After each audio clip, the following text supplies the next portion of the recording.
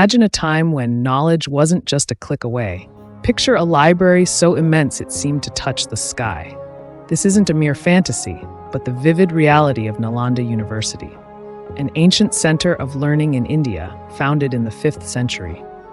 Nalanda was the Harvard of its time, a beacon of wisdom that attracted scholars from all over Asia, but all that changed in the year 1193. The serene corridors, once buzzing with intellectual fervor, were about to face an unparalleled tragedy. Islamic invaders, driven by conquest, stormed the sacred grounds of Nalanda, with their leader Bakhtiar Khilji, who saw no value in the centuries-old manuscripts that filled its vast libraries. Helpless Buddhist monks watched in horror as invaders set ablaze the multi-story library known as Dharamganza. Each floor held rare texts, some inscribed with the precious wisdom of the Buddha himself. Monks, desperate to save their life's work, threw themselves in the path of the invaders. Their cries echoed through the night, their robes of flame as they tried in vain to extinguish the fire's books. Scrolls and manuscripts turned to ash, their ink melting away in the inferno. Knowledge accumulated over centuries vanished within hours. The invaders, indifferent to the cultural catastrophe they were causing, saw the burning as a symbolic victory. The monks, powerless and grieving, could only watch as their sacred sanctuary was reduced to smoldering ruins. It said the fires burned for months, a testament to the sheer volume of knowledge lost. The destruction of Nalanda was not just a physical obliteration, but a cultural genocide. It plunged an entire civilization into intellectual darkness, a void that would take centuries to refill. 1, go.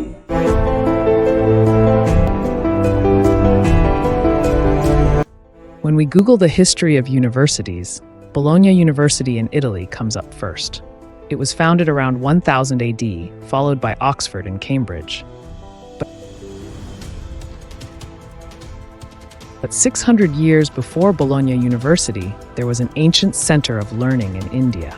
At its peak of glory, 10,000 students and 1,500 teachers lived there, where students from Korea, Japan, Central Asian and South Asian nations used to come for studies. This was world's first residential and international university. As they say, sometimes truth is stranger than fiction, so it is with Nalanda. Whether its glorious past, its tragic destruction, its mythical rediscovery, and its historical resurrection.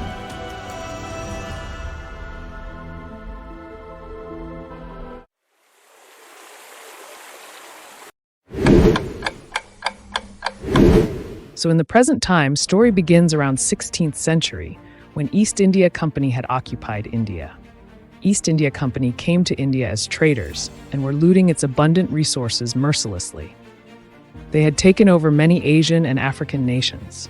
Remember, this was the time when British newspapers in London were filled with the stories of barbaric Asians, Indians, and other nations whose civilization burden was on white race. At that time, there was no Indian intellectuals that would have called this narrative into question. It was then that the planned ancient cities of the Indus Valley, the inventions of Sinowli and the scientific architectures of Indian town planning and temples came out of the ground to challenge this narrative, and Britishers were forced to form societies to study in detail these ancient cities built over thousands of years.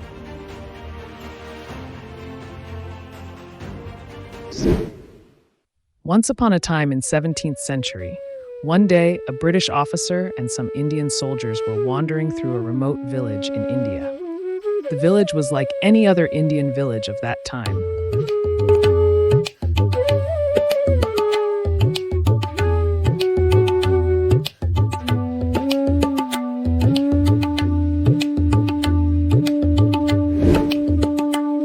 Thatched houses, bullock carts, poverty, and village economy. After roaming around, he found a strange building that looked like a part of an ancient grand structure. This ruined structure was made of burnt bricks and was used as a dwelling by some villagers. He immediately informed his seniors of the Asian Society of Bengal, looking for a new discovery of another Harappa or Mohenjo-daro. After the inspection, excavations and surveys began there, but at first glance, nothing conclusive was found. The Asiatic Society was a society founded to study and translate literatures into English and to study monuments of those nations that had been colonized by Europeans. Just like the Asiatic Society of Bengal, Asiatic societies were also established in China, Egypt, and other African nations. One day, a book was translated into English which contained the travelogues of a Chinese monk who lived in the 7th century. In this travelogue, he had written in detail about his travelogues, experiences, and the greatest treasure of wisdom that was in India at that time. This book, written in the 7th century, told of a Greek kingdom of Harsha under whose auspices was a global university, and then described the greatness of this university.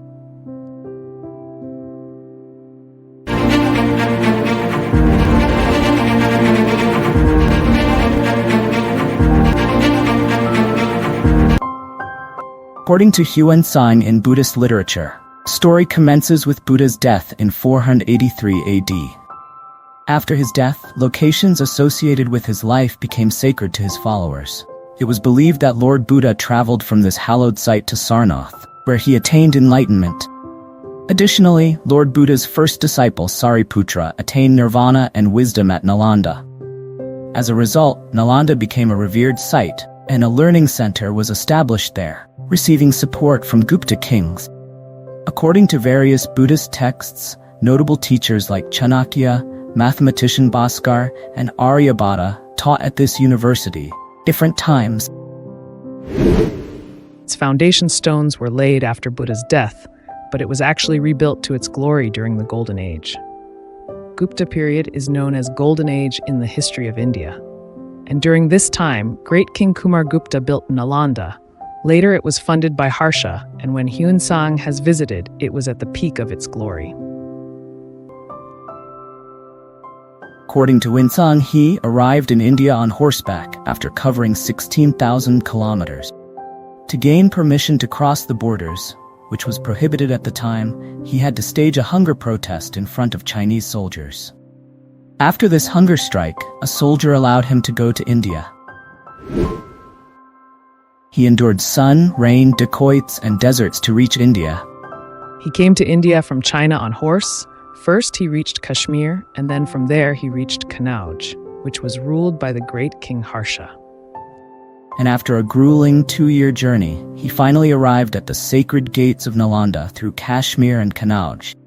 In the 7th century, Nalanda used to conduct a highly competitive global entrance exam. After this exam, even the gatekeepers of Nalanda used to take verbal tests of students at the gates of Nalanda. At the peak of its glory, there were 10,000 students and 1,500 teachers used to live there. This was also world's first residential university. Researchers at this university studied science, mathematics, logic, astrology, and astronomy. The university even had its own astronomical observatory. There were 3 multi-storied libraries with thousands of books and manuscripts. Accommodation and education were free, funded by kings in India and Southeast Asia. The university's glory attracted Xuanzang, who traveled 20,000 kilometers from China. Xuanzang dedicated 20 years to studying at this esteemed university. Following that, he transported 756 original manuscripts and handwritten copies to China using 20 horses.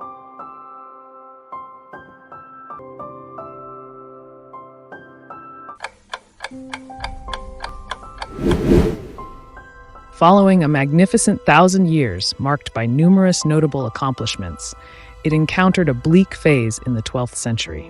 However, everything transformed in the year 1193. It had 3 main libraries, Ratnasagar, Ratnadadhi, and Dharamganza, where 90 lakhs books and manuscripts were safely kept. And do you know there was an eyewitness of this destruction? The Persian historian Minhaji Siraj, who came to India along with Bakhtiyar Khilji, he was with Khilji when invasion of Nalanda took place. He had written in detail about this destruction in his famous text of medieval history, Tabakat the-Nasiri. In the book, he describes how the 13th century invader Bakhtiyar Khilji ransacked the university, killed the monks, and set fire to the library. The library was said to have contained millions of manuscripts and burned for over months. With his terrible might and invading army, Khilji attacked the hallowed doors of Nalanda in the year 1193. But why Nalanda? It wasn't a kingdom that was significant for annexation, nor did it have any form of treasure. It is thought that this was attacked because it was a center of enlightenment that disseminated centuries-old knowledge from Hindu and Buddhist literature, religion, math, science, and logic, knowledge that did not align with Islamic principles. The burning of Nalanda destroyed the treasure of wisdom stored in its 3 libraries, accumulated by millions of teachers and students from 483 AD to 1193 AD. The invasion was so brutal that even this was lost from people's memories. Khilji destroyed 2 more universities in Bihar with fire after destroying Nalanda. Vikramshila and Udantpuri wrote in-depth accounts of this invasion. The invasion, according to Minhaj, was so violent that it took 6 months to burn the university and those books and manuscripts. This was because, at the time, paper was not invented in the same way that it is today, and books and manuscripts were written on birch paper and preserved in copper scripts. Not only did the destruction of Nalanda harm India, but it also hurt humanity. Many of the manuscripts were still in their original format and were lost forever, never to be found again. After this horrific devastation, nothing remained. The remains of this magnificent university eventually buried themselves under the ground. After 600 years of destruction, a British officer discovered a ruined architecture of this glorious past, but there was no one to tell that once a great university was here.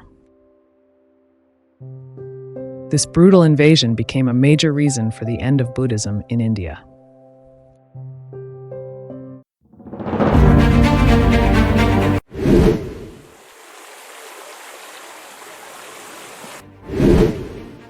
Some 6 centuries after Nalanda's fall, Sir Francis Buchanan made the initial discovery and report of the site. The area's inhabitants drew Francis Buchanan Hamilton in by pointing out Buddhist and Hindu ruins and images. But he did not connect the heaps of dirt and rubble with Nalanda. In the year 1861, the remains were recognized by Sir Alexander Cunningham as the historic Nalanda University, and a detailed excavation began. And after a few months, everything emerged from the earth exactly as it was described in the books of Hunsang and Minhaj Siraj. The idea to revive Nalanda University was demanded by Indian intellectuals after independence of India in 1947, but nothing conclusive happened. The idea to revive it was first conceived at the 2007 East Asia Summit and continued in 2009 East Asia Summit with an active partnership of Asian countries. In the year 2014, under the visionary leadership of Prime Minister Narendra Modi, the revival of Nalanda University has begun. Since then, it has been brought to the forefront of India's cultural and educational renaissance, recognizing its historical significance and potential to contribute to global knowledge. And in the year 2021, it opened its gate for students after 800 years. A new campus is built just a few kilometers away from original site. The net zero green campus of the university, world-class infrastructure, and offers various scholarships to international students. It stands as a symbol of India's enduring legacy of knowledge and innovation. Its revival is not only a national achievement, but a gift to the resurrection, reaffirming the timeless value of education and the quest for truth.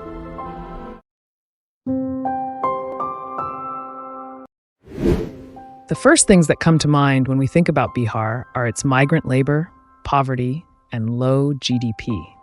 However, who would believe that in the 7th century, this region was home to numerous great kingdoms and worldwide universities, the glories of which attracted students from China, Africa, and Asia.